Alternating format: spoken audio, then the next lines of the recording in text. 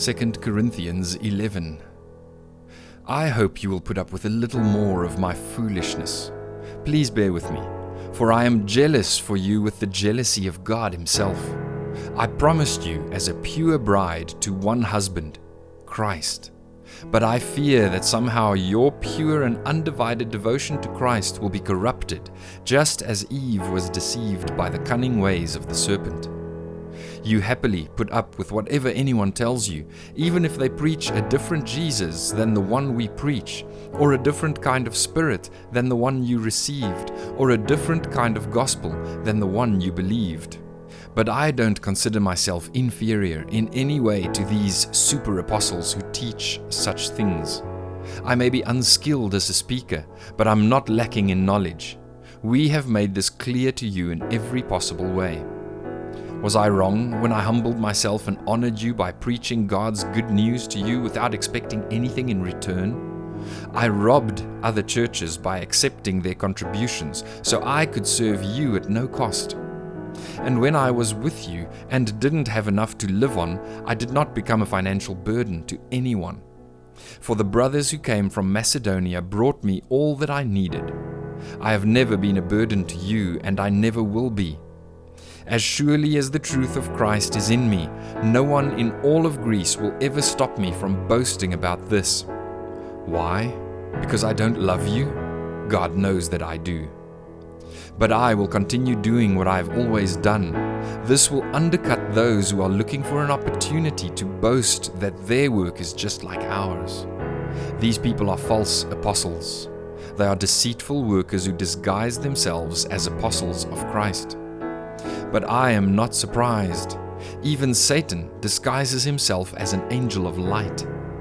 So it is no wonder that his servants also disguise themselves as servants of righteousness. In the end, they will get the punishment their wicked deeds deserve. Again I say, don't think that I am a fool to talk like this. But even if you do, listen to me, as you would to a foolish person, while I also boast a little. Such boasting is not from the Lord, but I am acting like a fool.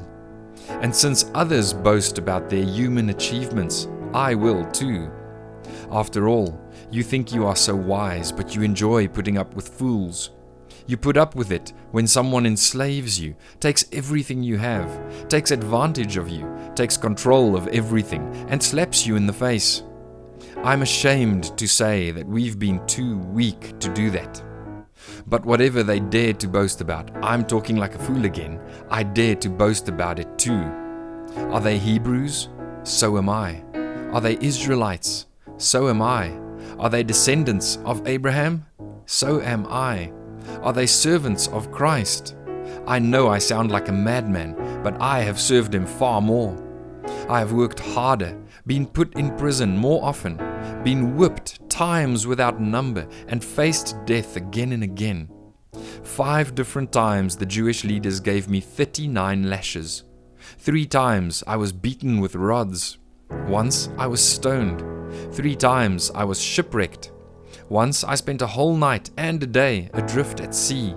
I have traveled on many long journeys. I have faced danger from rivers and from robbers. I have faced danger from my own people, the Jews, as well as from the Gentiles. I have faced danger in the cities, in the deserts, and on the seas. And I have faced danger from men who claim to be believers but are not. I have worked hard and long, enduring many sleepless nights. I have been hungry and thirsty, and have often gone without food. I have shivered in the cold, without enough clothing to keep me warm.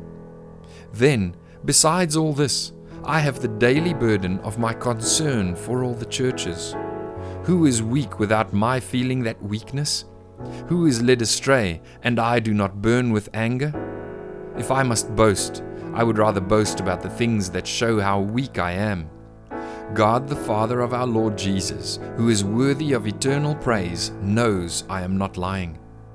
When I was in Damascus, the governor under King Aretas kept guards at the city gates to catch me. I had to be lowered in a basket through a window in the city wall to escape from him.